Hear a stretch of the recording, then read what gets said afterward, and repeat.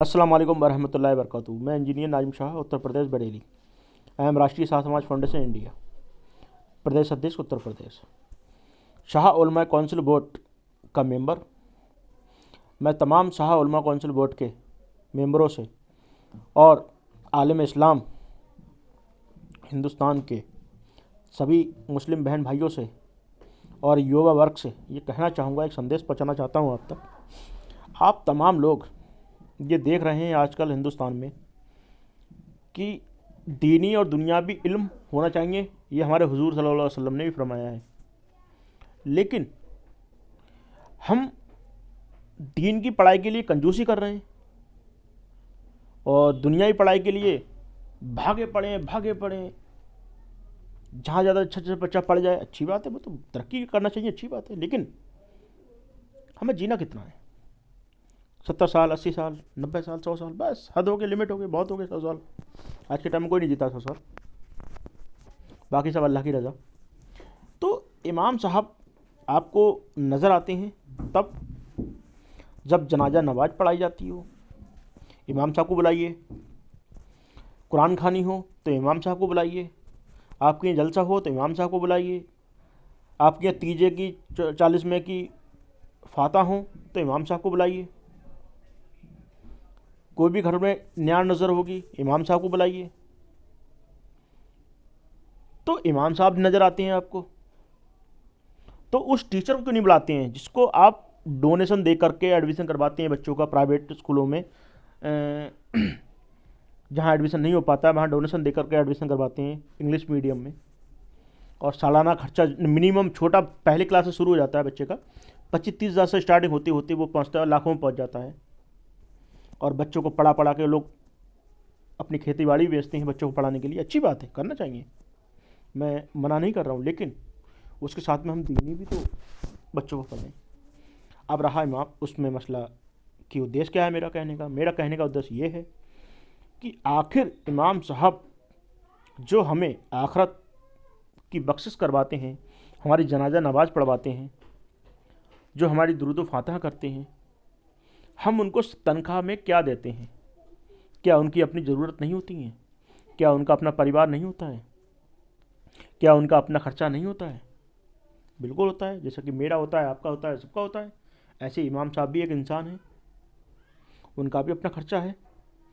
तो फिर हम दुनियावी पढ़ाई लिखाई में इतना लाखों रुपए खर्च करते हैं और तो उस टीचर को या उस प्रिंसिपल को आप क्यों नहीं बुलाते अपने की जनाजा नमाज पढ़ाइए? हमारे घर में कुरान खानी है तो उनको कुरान खानी करवाइए। कि हमारे घर में तीजे की फाता होंगी, ये जलसा होगा, तो टीचरों को नहीं बुलाते हैं, आप उस प्रिंसिपल को नहीं बुलाते हैं। तो इमाम साहब नज़र आते हैं जिसको आप तनख्वाह में 4,000, 5,000, 6,000, मिनिमम 6,000 रुपये तक देते हैं। वो भी बहुत कहें सुन के, उसमें भी कई बार कमेटी बैठती है, तो मिनिमम 6,000 रुपये दिए जाते हैं उसको। ये कहाँ का इंसाफ है? ये बात आपसे कहा जाए या मुझसे कहा जाए तो हम ये कह देते हैं अरे इससे ज़्यादा का तो यार वो हमारी गाड़ी में तेल खर्च हो जाता है, हमारा इतने में गुजारा कैसे हो जाएगा? तो वो इमाम साहब कोई एलियन तो है नहीं।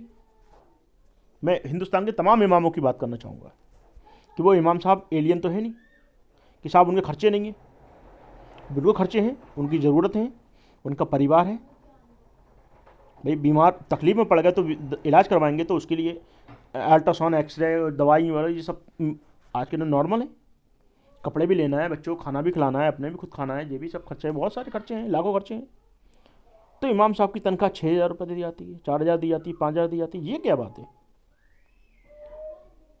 तो इमाम साहब को आखिरत के लिए हम बुलवाते हैं कि साहब हमारी दुआ कर दीजिए, कि ये कर दीजिए, इमाम साहब हमारे घर में बीमार है। हालांकि ये सब काम मैं करवा चुका हूँ, लेकिन मुझे ये दर्द भी है कि इमामों की तनख्वाह को लेकर के जाती हो रही है।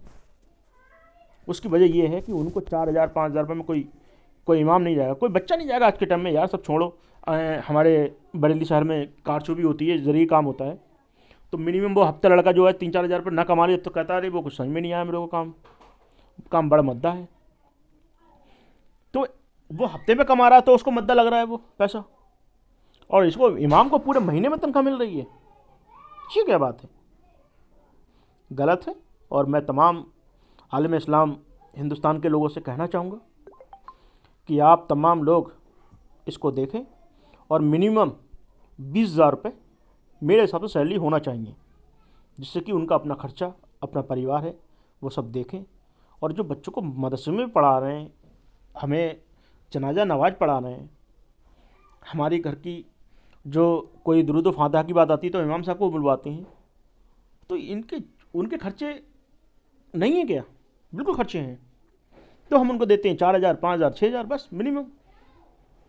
तो मैं तमाम लोगों से कहना चाहूँगा कि इस आवाज़ को उठाएं और अपनी मस्जिदों में मुतवल्ली साहब से कहें कि वो अपनी कमेटी बैठा लें। और हिंदुस्तान के हर मुसलमान को ये सोचना चाहिए कि हम मुकम्मल पढ़ाई तब होगी जब दीन की और दुनियावी इल्म दोनों हों, क्योंकि हमें संविधान और शरीयत पर कार्य करना है, उसके हिसाब से चलना है। हमारे लिए देश में संविधान हमारा ज़रूरी है, तो उसके साथ में हमारा दीन भी हमारे लिए ज़रूरी है, जिससे हमें आखिरत में कामयाबी हासिल होगी। मैं ये बात अपनी कह चुका हूँ, और कहने सुनने में गलती हो तो माफ़ कर दीजिएगा।